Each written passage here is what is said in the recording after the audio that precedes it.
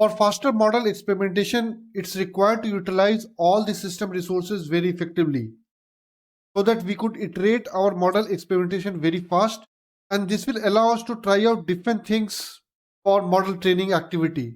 So like we could try different type of models, we could try different type of hyperparameters, or we could create multiple features. Okay, so in this video we will focus on how to utilize all the CPU cores available within your machine for any model training activity. This is important to understand because by default scikit-learn API does not consider all the CPU cores for any model training activity. And in this video we will see what changes are required to allow scikit-learn model to perform all the model training activity in parallel. Okay, so now let's start. So first we will import all the required packages for model training activity. So here I'm just importing it. In next step, I'll be loading the genre dataset, and here my target outcome is genre, right? Where we will have different type of genres, and based on this data, we need to classify that this song belongs to which genre, right? Because that's the problem statement. Next step, so I will simply run this, okay, and in next step I'll be performing some pre-processing activity to exclude some of the features which are not required for model training activity, and will perform some basic steps so that my training data would be ready for any model training activity, right? So here I'm excluding some of the features, and next I'm defining the target column, and my target column is genre. This is my target column. That's what I have defined here. And next I'm simply filtering out all the numerical and categorical features, and as a part of that activity I'm excluding these features which are not required for model training activity. Okay, and at last I'm simply splitting the training data between training and validation so that we can perform the training activity on this train data set. I will simply run this, and in next step I'd be performing model training activity in parallel. For that I have written one small function where I'm doing simple model training activity, and I'm computing the time difference so that we can understand how my elapsed time varies depending upon how much CPU cores we have supplied for the training activity. And that's what exactly this train model function is doing. Okay, now we'll see which model parameters will impact your elapsed time, and how my model training activity could happen in parallel. So if you look the scikit-learn API, within that scikit-learn API we have one parameter called in_jobs. Okay, and this parameter will allow us to configure the number of CPU cores you'd like to use for your model training activity. So by default it will have the value as none, but you can specify whatever number of CPU cores your machine has, and depending upon that you can run your model in parallel. So here I am simply running this random forest classifier depending upon different numbers of CPU cores.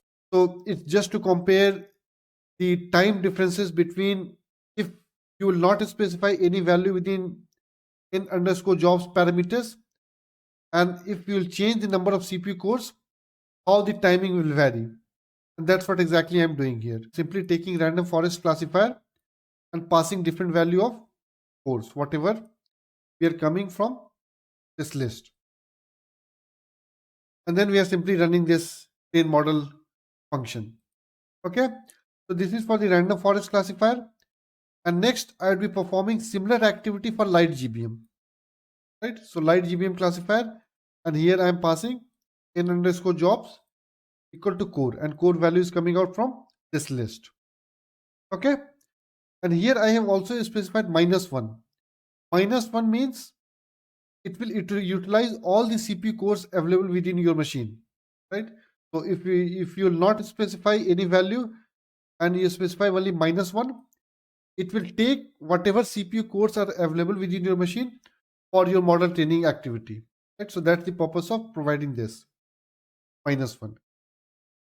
Okay, so I will simply run this cell, and now after that we'll compare the time taken by my model for based on different number of CPU cores. Okay, so now we'll simply run it. So now training is complete. Now we'll compare the training time taken by my random forest and light GBM classifier depending upon how many CPU cores we have passed to the training activity. So from the output, you can clearly see that the time taken by the scikit-learn model for the CPU core when we haven't specified anything, so like when we have passed the value as none, it has taken 46.79 seconds to execute the model training activity. And if you compare this against the number of CPU core as 1, it's exactly similar, right? So when you will pass nothing, it will take 1 CPU core by default, right? And once you'll increase the number of CPU cores, you can clearly see that your training time has been reduced.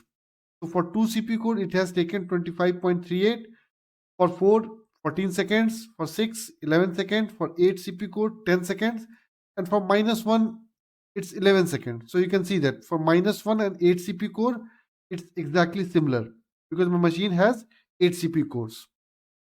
Okay, so that's a clear indication about how you can reduce the training time by providing different value of CPU cores. And we can see the similar trend for light GBM. For light GBM, when you have specified 1 CPU core, it has taken 26.93 seconds. And once you increase the CPU core by 2, the training time has reduced to 16.87 seconds. Right? So you have seen a similar sort of decline. In general, if you increase the number of CPU cores, your training time would be reduced. Okay? But this would be only applicable for those models where the parallel training are supported. So like for the any tree-based model, we can apply these sort of model training activity in parallel very easily. But we cannot perform these sort of activities for the other model like support vector machine because those models does not support parallel training, right? So you need to keep this in mind. So whenever you want to perform any model training activity in parallel, just go through the API documentation and just find out whether that API supports n_jobs parameter or not. If it supports, then definitely you can utilize the parallel model training activities. So it's not only applied to model training activity, it would be also applied to evaluation. So whenever you'll perform the cross validations training based on scikit-learn API, it will also have n_jobs parameter. So that's the first option. And here I would be exploring different option, which is option number 2.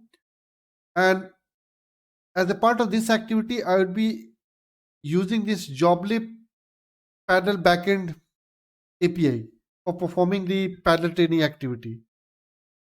And as a part of this activity, I would be using different backends which are supported by this joblib, right? So joblib has a very robust implementation for parallel training activity, and it's optimized for NumPy and scikit-learn models. This model is similar to what we have seen before, but here I have just added this statement joblib.parallel backend, and whatever backend we will be passing from here, it will use that backend and will perform the parallel training activity.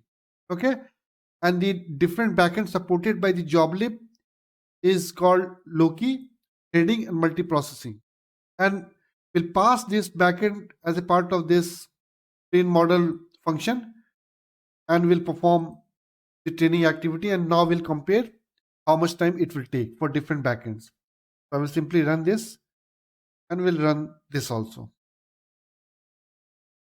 So now you can see that training is complete. So the time taken by the Loki backend is 15.20 seconds. For threading backend, it was 10. And for multiprocessing backend, it was 19.57.